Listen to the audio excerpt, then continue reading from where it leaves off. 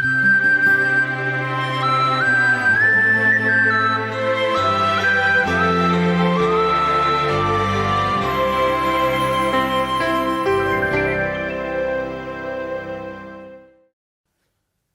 दोस्तों, एक बार फिर से आप सबों का स्वागत है सत्यवचन बाइबल अध्ययन कार्यक्रम में।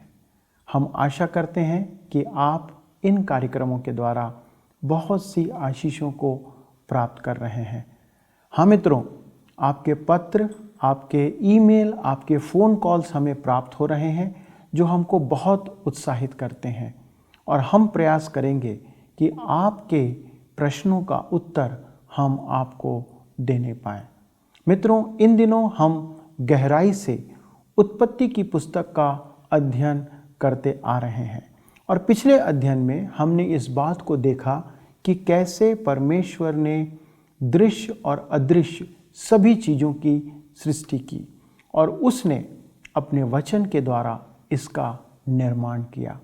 इब्रानी की पुस्तक 11 अध्याय के आधार पर हम इस बात को पाते हैं कि विश्वास के द्वारा ही हम इन बातों पर विश्वास कर सकते हैं और मान सकते हैं। मित्रों, आज का अध्ययन उत्पत्ति की पुस्तक पहले अध्याय के 26 वचन से लेकर दूसरे अध्याय के 3 वचन तक केंद्रित रहेगा। दोस्तों, आज हम परमेश्वर की सर्वोत्तम कृति या रचना के विषय में जानने का प्रयास करेंगे, और वह है मनुष्य। जी हाँ, आप और मैं, जिसके लिए परमेश्वर ने कहा, आओ हम मनुष्यों को अपने स्वरूप और समानता में बनाएं। मित्रों, यहाँ पर एक अलग बात देखने को मिलती है कि परमेश्वर ने मनुष्य की सृष्टि वचन के द्वारा नहीं की, पर स्वयं परमेश्वर पिता, पुत्र और पवित्र आत्मा तीनों एक मन और एक चित्त होकर मनुष्यों की सृष्टि करते हैं। और यहाँ पर हम तीसरी बार उस शब्द को पाते हैं जिसका अर्थ है परमेश्वर द्वारा रचा गया। हाँ, इब्रानी भाषा में 12 शब्द, यह तीसरी बार यहाँ पर आता है। हम पहले अध्याय के 27 वचन में एक और बात देखते हैं कि परमेश्वर ने नर और नारी करके मनुष्यों की सृष्टि की। दोस्तों, हम पाते हैं कि परमेश्वर ने मनुष्य को न केवल सिरजा, परंतु उन्हें प्रजनन की सामर्थ्य प्रदान की, और फिर उन्हें आशीष दिया और कहा कि फलो फूलो और पृथ्वी में भर जाओ। दोस्तों, परमेश्वर ने मनुष्य को संपूर्ण सृष्टि के ऊपर अधिकार प्रदान किया, और तब हम दूसरे अध्याय के प्रारंभ में इस बात को देखते हैं कि परमेश्वर ने अपने कार्यों के बाद विश्राम किया, और वह शब्द का दिन हमारे लिए एक महत्वपूर्ण दिन ठहराया गया। तो आइए मित्रों, हम इस गहन विषय के ऊपर परमेश्वर के दास के द्वारा से आज के अध्ययन को प्रारंभ करते हैं। प्रिय मित्र, आपका इस बाइबल अध्ययन कार्यक्रम में स्वागत है। हम इन दिनों उत्पत्ति की पुस्तक के प्रथम अध्याय से अध्ययन कर रहे हैं। मानव जाति एक परिवार के ही सदस्य हैं या संबंध रखते हैं। तो आइए हम उत्पत्ति 1 अध्याय के 26 पद को पढ़ें। 1 अध्याय उसके 26 पद।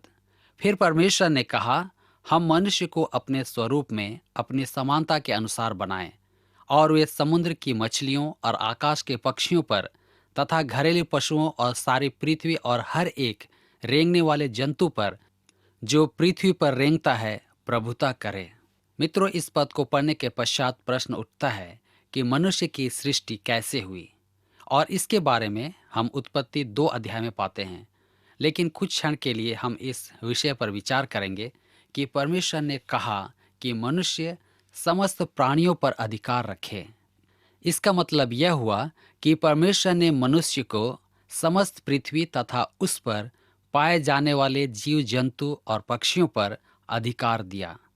यह कोई साधारण बात नहीं थी, क्योंकि परमेश्वर ने आदम को एक अद्भुत अधिकार दिया था, जिसे हम थोड़ी देर में देखेंगे। कि परमेश्वर आदम से कहते हैं कि उसे कुछ निश्चित कार्य करना है इस सृष्टि के लिए जिस पर परमेश्वर ने उसे अधिकार दिया था। उत्पत्ति 1 अध्याय के 27 पद में हम पढ़ते हैं, उत्पत्ति 1 के 27 पद में, और परमेश्वर ने मनुष्य को अपने स्वरूप में सृजा, अपने ही स्वरूप में परमेश्वर ने उसको सृजा, उसने नर और नारी करके उनकी सृष्टि की। मित्रों, यहाँ पर हम मनुष्य की सृष्टि का एक साधारण सत्य पाते हैं और इस पद में हम तीसरी बार 12 शब्द को पाते हैं, जिसका अर्थ है बिना किसी तत्व के कुछ उत्पन्न करना। 12 शब्द एक सत्य को स्पष्ट करता है और यह एक विशेष सृष्टि है। यह समस्त सृष्टि या जीवों से भिन्न है। यह पूर्णतः एक नई वस्तु है जिसका विकास किसी वस्तु या अन्य पदार्थ से नहीं हुआ। यह 12 शब्द वही शब्द है जिसका प्रयोग उत्पत्ति 1 अध्याय के 1 पद में हुआ है। आदि में परमेश्वर ने आकाश और पृथ्वी की सृष्टि की। हम देखते हैं कि परमेश्वर ने सर्वप्रथम भौतिक ब्रह्मांड की रचना की, उसके पश्चात जीवित प्राणियों की। उत्पत्ति 1 अध्याय के 21 पद में हम पढ़ते हैं, परमेश्वर ने विशालकाय समुद्री जल जंतुओं तथा प्रत्येक जीवित और तैरने फिरने वाले जंतुओं की सृष्टि की। अब आगे हम यहाँ पर देखते हैं कि परमेश्वर ने मनुष्य की सृष्टि की। इतना ही नहीं, उसने मनुष्य को अपने स्वरूप तथा अपनी समानता में बनाया, अर्थात मनुष्य को अपनी बुद्धि, ज्ञान और समझ की परिपूर्णता दी। मनुष्य की सृष्टि के विषय में परमेश्वर हमें और अधिक जानकारी दूसरे अध्याय में देंगे और इसके द्वारा से हम यह देखने पाएंगे कि परमेश्वर ने सिर्फ मनुष्य की सृष्टि की व्याख्या की है और पूरे ब्रह्मांड की सृष्टि का वर्णन नहीं किया है। आदि में परमेश्वर ने आकाश और पृथ्वी की सृष्टि की, बस यही जानकारी हमें दी गई है और इसे छोड़कर दूसरी कोई जानकारी हमें नहीं दी गई है। और हम इसके बारे में सिर्फ इतना ही जानते हैं कि परमेश्वर इस सृष्टि की जानकारी भी हमें दे सकते थे, लेकिन उन्होंने ऐसा नहीं किया। उसने अपनी सृष्टि के विषय में सिर्फ एक ही सृष्टि का वर्णन करना उचित समझा और वह है मनुष्य की सृष्टि। क्या आप जानते हैं क्यों? यह इसलिए है क्योंकि यह विवरण मनुष्य के लिए ही रखा गया है या लिखा गया है, क्योंकि परमेश्वर चाहता है कि मनुष्य जाने कि उसकी सृष्टि कैसे हुई है। यह इस प्रकार से है जैसे परमेश्वर हमसे कह रहा हो कि मैं चाहता हूं कि तुम अपनी सृष्टि पर विशेष ध्यान दो और ब्रह्मांड की सृष्टि के बारे में काल्पनिक न बनो। यह पद हमें कुछ अद्भुत बातें बताते हैं कि परमेश्वर ने मनुष्य को अपने स्वरूप में बनाया। मित्रों, मैं आपको बताना चाहता हूं कि यह वचन परमेश्वर का महान कथन है। इससे बढ़कर और अधिक व्याख्या मैं नहीं दे सकता, क्योंकि यह एक अद्भुत बात है। आप सोचते होंगे कि इसका क्या अर्थ है या इसका क्या मतलब है। यह अच्छी बात है और मैं सोचता हूं कि मनुष्य परमेश्वर के समान है और यह त्रिएकता के जैसे है। आप में से कुछ लोग सोच रहे होंगे कि हमें मालूम है आप क्या कहने वाले हैं और आपके कहने का अर्थ क्या है। आपके कहने का मतलब है कि मनुष्य शारीरिक, मानसिक और आत्मिक प्राणी है। जी हाँ, मैं विश्वास करता हूँ कि यही सही और सत्य है। प्रेरित पौलुस पहला थिस्सलुनीय की पत्री उसके 5 अध्याय के 23 पद में इस प्रकार कहते हैं, और तुम्हारी आत्मा, प्राण और देह हमारे प्रभु यीशु मसीह के आगमन तक पूरी रीति से निर्दोष और सुरक्षित रहे। यद्यपि यह सही है, फिर भी हम अगले अध्याय में इसके बारे में देखेंगे जब हम उस अध्याय में पहुंचेंगे कि इसका वास्तविक अर्थ क्या है। मित्रों, हम यहाँ पर एक और विशेष बात देखते हैं कि मनुष्य एक व्यक्तित्व है और उसका एक व्यक्तित्व होने के कारण वह अपने अस्तित्व को जानने वाला प्राणी है। वह अपने विषय में आत्मज्ञान रखता है, इसलिए मनुष्य स्वयं से निर्णय लेने वाला प्राणी है। मनुष्य एक स्वतंत्र इच्छा प्राणी है, अर्थात स्वेच्छाधारी प्राणी है। यही विशेषता या गुण मनुष्य को अनोखा या अद्वितीय बनाती है। इसलिए मैं विश्वास करता हूं कि परमेश्वर का मनुष्य को अपनी समानता या स्वरूप में बनाने का यही मतलब था। अब और एक महत्वपूर्ण बात हम पढ़ते हैं जो इसी अध्याय के 27 पद में है। परमेश्वर ने नर और नारी करके मनुष्यों की सृष्टि की। इस पद में हमें इस बात की कोई जानकारी नहीं दी गई है कि स्त्री व पुरुष की सृष्टि किस प्रकार हुई। परंतु अगले अध्याय में जब हम आते हैं तो वहाँ इस विषय पर भी प्रकाश डाला गया है। प्रिय मित्रों, हमें परमेश्वर का अभिप्राय स्पष्ट रूप से दिखाई देता है कि वह हमें एक ही समय में सृष्टि से संबंधित सभी भेदों के विषय बताना नहीं चाहता है। इसलिए उसने हमारे लिए उत्पत्ति की पुस्तक का दूसरा अध्याय रखा है, जहां हम सूक्ष्मता से इसका अध्ययन कर सकते हैं।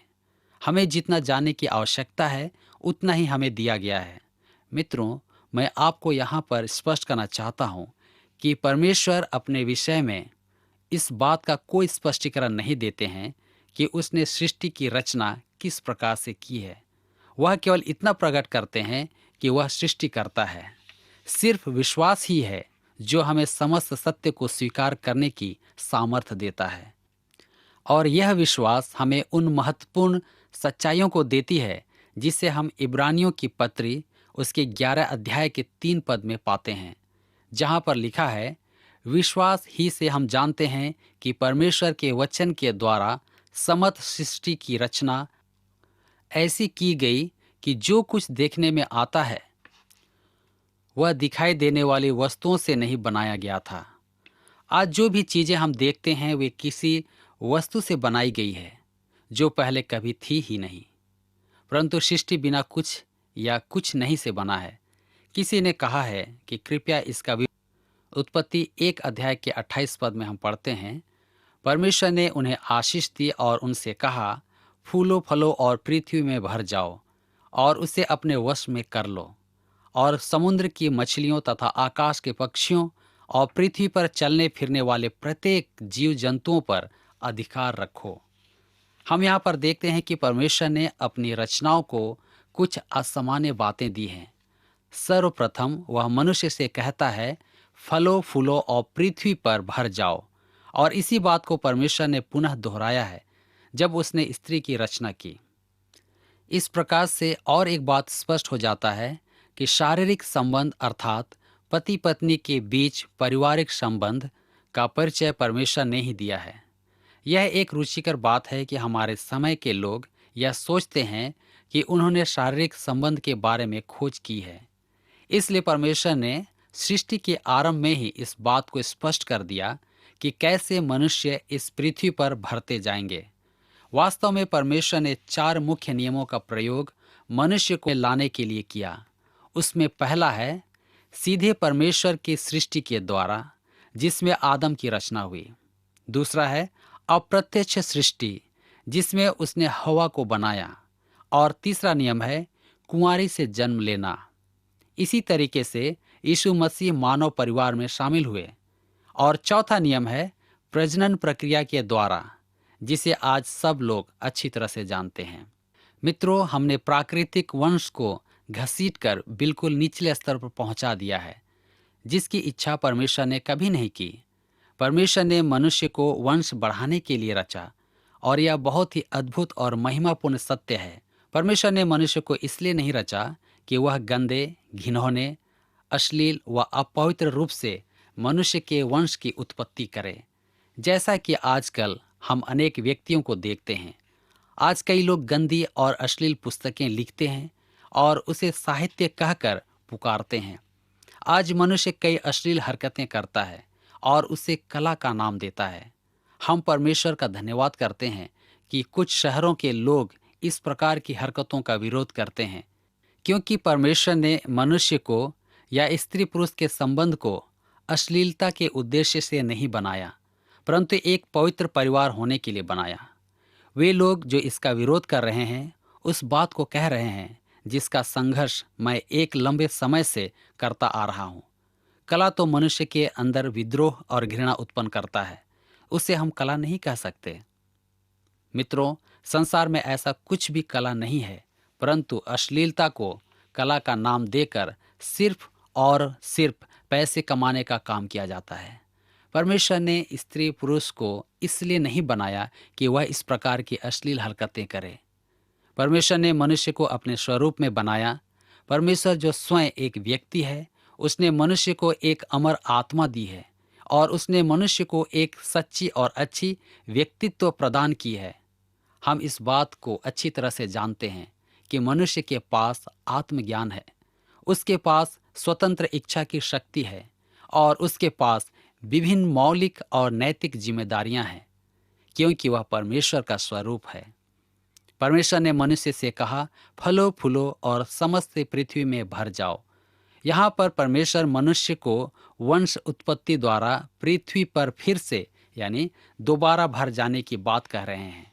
कृपया यहाँ पर शब्द भर जाओ पर ध्यान करें, जिसका अर्थ है दोबारा से उत्पत्ति करके पृथ्वी को अपने वंश से भर दो। इस वचन के अनुसार ऐसा लगता है कि मनुष्य की सृष्टि से पूर्व भी कोई अन्य प्राणी इस पृथ्वी पर थे। ये प्राणी चाहे कोई भी हो, मनुष्य की सृष्टि से पहले ही विलीन हो चुके थे। मित्रों, हम यह भी देखते हैं कि परमेश्वर ने मनुष्य से कहा कि पृथ्वी को अपने वश में कर लो। मैं सोचता हूँ कि यही मनुष्य और वैज्ञानिकों की खोज का आधार है, जिसमें से हम प्रतिदिन कुछ न कुछ सीख रहे हैं। नीति वचन की पुस्तक उसके 25 अध्याय के 2 पद में लिखा है। नीति वचन 25 के 2 पद में, परमेश्वर की महिमा किसी बात को गुप्त रखने में है, परंतु राजाओं की महिमा गुप्त बात को ढूंढ निकालने में है। मित्रों, परमेश्वर ने पृथ्वी के गर्भ में बहुमूल्य पदार्थों को छिपा रखा है, जैसे हीरे और बहुत से धन, परंतु उसने उन्हें प्राप्त करने की समझ भी मनुष्य को दी है। और आगे हम देखते हैं कि परमेश्वर ने मनुष्य को यह आदेश दिया कि पृथ्वी पर अपना प्रभुत्व स्थापित करो, अर्थात पृथ्वी को अपने अधिकार में ले लो। मित्रों, पवित्र वचन में हम देखते हैं कि परमेश्वर ने आदम को अदन की वाटिका में एक माली की तरह घास काटने के लिए नहीं रखा था, परंतु परमेश्वर ने मनुष्य को पृथ्वी पर शासन करने के लिए रचा था। मैं सोचता हूँ कि आदम मौसम पर भी अपना नियंत्रण रखता था, जिस प्रकार हम अपने घरों में एयर कंडीशन पर करते हैं। उसने इस पृथ्वी पर शासन किया, अर्थात अधिकार रखा। इसका प्रमाण हम प्रभु यीशु के जीवन में देखते हैं। जब प्रभु यीशु इस पृथ्वी पर थे, उसने आंधी तूफान से कहा, शांत हो, थम जा, और तूफान थम गया। उसने 5,000 से अधिक लोगों को 2 मछली और 5 रोटी से भरपेट भोजन कराया। मित्रों, मेरा यह मानना है कि आदम भी इस प्रकार के कार्य को अपने पाप में गिरने से पहले कर सकता था, क्योंकि ये सारे अधिकार उसे दिए गए थे। लेकिन जब उसने पाप किया, अर्थात परमेश्वर की आज्ञाओं का उल्लंघन किया, तो उसने वह अधिकार खो दिया जिसे परमेश्वर ने उसे दिया था। उत्पत्ति की पुस्तक के 1 अध्याय और उसके 29 पद में हम देखते हैं, फिर परमेश्वर ने कहा, देखो, मैंने समस्त पृथ्वी का प्रत्येक पौधा जो बीज उत्पन्न करता है तथा प्रत्येक पेड़ जिस पर बीज वाले फल होते हैं तुम्हें दिया है, सब तुम्हारे भोजन के लिए हैं। मित्रों, इस वचन से ऐसा प्रतीत होता है कि प्रारंभ में मनुष्य शाकाहारी था, परंतु जल प्रलय के पश्चात मनुष्य मांसाहारी बन गया। इसके पहले वह फल फूल और कंदमूल खाया करता था। उत्पत्ति की पुस्तक उसका 1 अध्याय और उसके 30 और 31 पद में हम देखते हैं, उत्पत्ति 1 उसके 30 और 31 पद में, तथा पृथ्वी के प्रत्येक पशु और आकाश के प्रत्येक पक्षी और पृथ्वी पर चलने फिरने वाले प्रत्येक जंतु, अर्थात प्रत्येक जिसमें जीवन का प्राण है, प्रत्येक के भोजन के लिए सब प्रकार के हरे पौधे दिए गए। और वैसा ही हो गया। तब परमेश्वर ने सब कुछ जो उसने बनाया था देखा, और देखो, वह बहुत अच्छा था। तब संध्या हुई, फिर सवेरा हुआ, और इस प्रकार 6वां दिन हो गया। हमें कौन कौन सी मुख्य बातों का अध्ययन किया है? सर्वप्रथम मुख्य बात तो यह है कि इस पुस्तक के प्रथम अध्याय में परमेश्वर की चर्चा 32 बार हुई है। पवित्र बाइबल इस बात को सिद्ध करने के लिए कोई प्रयत्न नहीं करती है कि वह परमेश्वर है, लेकिन बाइबल ऐसा क्यों नहीं करती है? क्योंकि भजन संहिता 14 के 1 पद में परमेश्वर का वचन कहता है, मूर्ख ने अपने मन में कहा कि परमेश्वर है ही नहीं। मित्रों, पवित्र बाइबल लिखित रूप में हमारे सामने इसलिए आई कि वह आत्मिक, धार्मिक तथा उद्धार की सत्यता को प्रकट करे, और हम इसे केवल विश्वास के द्वारा ही प्राप्त कर सकते हैं। इस प्रथम अध्याय में हम परमेश्वर की एकता, शक्ति तथा व्यक्तित्व को देखते हैं, और इसी बात को प्रेरित पौलुस रोमियो की पत्री 1 अध्याय उसके 20 पद में लिखते हैं, क्योंकि जगत की सृष्टि से ही परमेश्वर के अदृश्य गुण, अनंत सामर्थ और परमेश्वरत्व उसकी रचना के द्वारा समझे जाकर स्पष्ट दिखाई देते हैं। अब प्रश्न यह उठता है कि वे स्पष्ट रूप से कैसे दिखाई देते हैं। मित्रों, यहाँ पर यह बात स्पष्ट है कि परमेश्वर के अदृश्य गुण, अनंत सामर्थ और परमेश्वरत्व को उसकी रचना या सृष्टि के द्वारा ही समझा जा सकता है, जिसे हम स्पष्ट रूप से देखते हैं। इसलिए उनके पास कोई भी बहाना नहीं है। मित्रों, मैं आपको यहाँ पर स्पष्टता के साथ कहना चाहता हूँ कि परमेश्वर ने अपने विश्वास में आपको बंद कर लिया है। इस अध्याय में हम कुछ अन्य सत्यों पर भी विचार करेंगे। यह अध्याय 1 से अधिक ईश्वर के होने से इनकार करता है, अर्थात अधिक ईश्वर होने की मान्यता नहीं देता है। इसमें पहली बात हम देखते हैं कि परमेश्वर सृष्टि करता है, और दूसरी बात, यह तत्व की अमरता को नहीं मानता है, क्योंकि इस अध्याय का पहला शब्द है आदि में या प्रारंभ में, और इस प्रकार से सबका आरंभ है, और आरंभ है तो अंत भी होगा। यह सच बात है कि किसी समय वैज्ञानिकों ने यह शिक्षा दी है कि वस्तु या तत्व अमर हैं। और तीसरी बात, यह अध्याय सर्वेश्वरवाद को मान्यता नहीं देती, जो सारे ब्रह्मांड को ईश्वर मानती है। उनका यह मानना है कि परमेश्वर सभी वस्तुओं के सामने या समक्ष हैं, और वे स्वयं वस्तु में नहीं हैं। इस विचार का खंडन हमें इस अध्याय में मिलता है। और अब चौथी बात, भाग्यवाद या दैववाद पर विश्वास नहीं करता है। परमेश्वर अपने स्वतंत्र इच्छा के अनुसार कार्य करता है। और अब अंत में इस अध्याय के 4 मुख्य बातों को बताना चाहता हूँ, जिसे हम इस अध्याय में पाते हैं। पहला है आज्ञा, दूसरा प्रगति या विकास, तीसरा तत्परता, और चौथा पूर्णता। इस प्रकार उत्पत्ति का पहला अध्याय यहाँ पर समाप्त होता है। लेकिन अब हम उत्पत्ति के दूसरे अध्याय का अध्ययन आरंभ करेंगे। इस अध्ययन में हम सप्त के दिन, 5 दिनों की सृष्टि का सारांश एवं पुनः स्थापन, मनुष्य की सृष्टि, मनुष्य के समक्ष नियम प्रस्तुत करना और स्त्री की रचना को देखेंगे। प्रिय मित्रों, इस अध्याय में हम पहली बार प्रकाशन के महान सिद्धांत को पाते हैं, परंतु इसे हम परमेश्वर के वचन में बार बार पाते हैं। यह प्रेरणा की एक अंगुली छाप है। दूसरे शब्दों में हम कह सकते हैं कि यह व्यवस्था की पुनरावृत्ति या व्यवस्था का सार है। परमेश्वर का आत्मा हमें परमेश्वर के वचन को देने के लिए एक प्रथा है कि श्रृंखला की उन महान तथ्यों और सच्चाइयों को संक्षिप्त में घोषित करें। इसके पश्चात वह वापस आएगा और इस श्रृंखला को लेगा जो सबसे महत्वपूर्ण है, और वह उस पर प्रकाश डालेगा और उस विशेष वस्तु पर उसे बढ़ाएगा या विस्तार करेगा। वह इस कार्य को अध्याय 2 में करने जा रहे हैं, उन 6 दिनों की सृष्टि के साथ, जिसे हमने अध्याय 1 में देखा था। यही सिद्धांत व नियम हम व्यवस्था विवरण की पुस्तक में भी देखते हैं। व्यवस्था विवरण व्यवस्था की व्याख्या है, जो 40 वर्षों तक निर्जन प्रदेश में रहने के अनुभव के साथ है। व्यवस्था विवरण व्यवस्था को मात्र दोहराना नहीं है, परंतु यह उसकी एक व्याख्या है। जिस प्रकार हमें सिर्फ एक ही सुसमाचार नहीं बल्कि 4 सुसमाचार दिए गए हैं, और बार बार इस प्रक्रिया का अनुसरण परमेश्वर के वचन में किया गया है।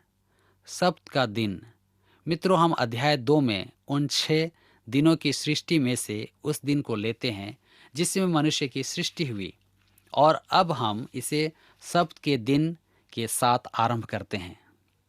उत्पत्ति 2 अध्याय के 1 से 3 पद में हम पढ़ते हैं, इस प्रकार आकाश और पृथ्वी तथा उनके समस्त गणों की रचना पूर्ण हुई, और परमेश्वर ने अपना कार्य जिसे वह करता था 7वें दिन पूरा किया, और उसने 7वें दिन अपने उस संपूर्ण कार्य से जिसे वह करता था विश्राम किया। तब परमेश्वर ने 7वें दिन को आशीषित किया और उसे पवित्र ठहराया, क्योंकि उस दिन सृष्टि के समस्त कार्य से जो उसने रचा और बनाया, परमेश्वर ने विश्राम किया। मित्रों, हमें सप्त के दिन की महत्वपूर्णता को न भूलने के लिए कहा गया है। तो आइए देखें कि सब्त के दिन का क्या अर्थ है और कब ऐसा कहा गया कि परमेश्वर ने विश्राम किया। क्या इसका मतलब यह हुआ कि परमेश्वर थक गया और 7वें दिन बैठकर विश्राम करने लगा?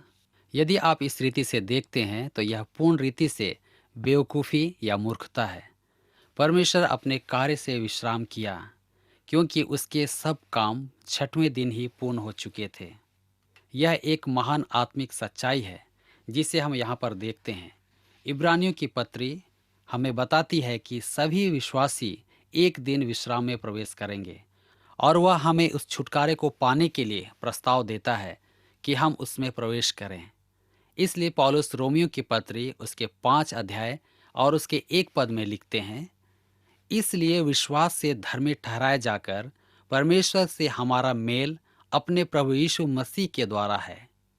मुझे अपने आप को बचाने के लिए या उद्धार पाने के लिए कुछ करने की आवश्यकता नहीं है, अर्थात मुझे अपनी छोटी उंगली भी उठाने की ज़रूरत नहीं है, क्योंकि प्रभु यीशु मसीह ने मेरे उद्धार के लिए सब कुछ कर दिया है जिसकी ज़रूरत मुझे थी। मेरे मित्रों, अब मुझे उद्धार पाने के लिए कुछ नहीं करना है, बस उस पर विश्वास करना है। प्रिय दर्शकों, मैं उम्मीद करता हूँ कि आज का अध्ययन निश्चित हमारे लिए बहुत ही अद्भुत रहा होगा, क्योंकि आज हमने इस बात को जाना कि परमेश्वर ने मनुष्य को अपनी स्वरूप और समानता में बनाया ताकि वह उस सृष्टि पर अधिकार रखे जो परमेश्वर की बनाई गई सृष्टि है। मित्रों, क्या यह अद्भुत नहीं है कि हम जो शरीर के रूप में आज जीवन व्यतीत कर रहे हैं, हमारा सृजन परमेश्वर के स्वरूप में किया गया है, पर केवल एक बात हमें उससे भिन्न बनाती है, वह है परमेश्वर की आत्मा। परमेश्वर की आत्मा की उपस्थिति हमारे जीवन में। मित्रों, हमारे जीवन में उपस्थिति उस स्वरूप को प्राप्त करने के लिए परमेश्वर के जीवन को प्राप्त करना आवश्यक है, जो केवल और केवल प्रभु यीशु मसीह में है। तब हम पुनः परमेश्वर के उस स्वरूप को प्राप्त कर सकते हैं। हमने आज 4 मुख्य बातों को भी सीखा कि परमेश्वर ने कैसे हमें आज्ञा प्रदान की और तब किस प्रकार विकास हुआ।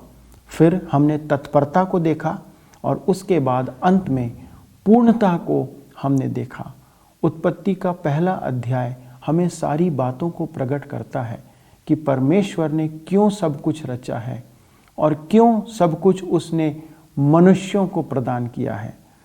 प्रिय मित्रों, आज का कार्यक्रम आपको कैसा लगा, ये हम जानना चाहते हैं और इसलिए आपसे विनती करते हैं कि आप पत्रों के द्वारा, ईमेल के द्वारा, टेलीफोन के द्वारा या फिर किसी भी अन्य माध्यम से हमसे संपर्क करें ताकि हम आपके उन प्रश्नों का उत्तर दे सकें। आपने जो आशीषें प्राप्त करी हैं उसको हम जान सकें। तो फिर आपसे आज्ञा लेते हैं। अगले कार्यक्रम में आपसे फिर मुलाकात होगी। तब तक के लिए परमेश्वर के साथ बने रहें और उसकी आज्ञाओं पर चलते रहें। धन्यवाद। हमारा आज का कार्यक्रम आपको कैसा लगा, हमें अवश्य बताएं। हमारा फोन नंबर है 9198210018 और दूसरा नंबर है 9651433397। यदि आप चाहें तो हमें मिस कॉल भी दे सकते हैं। इसके लिए हमारा नंबर है 0444908146। अगर आप ईमेल करना चाहें तो हमारा ईमेल आईडी है hindi@radio882.com।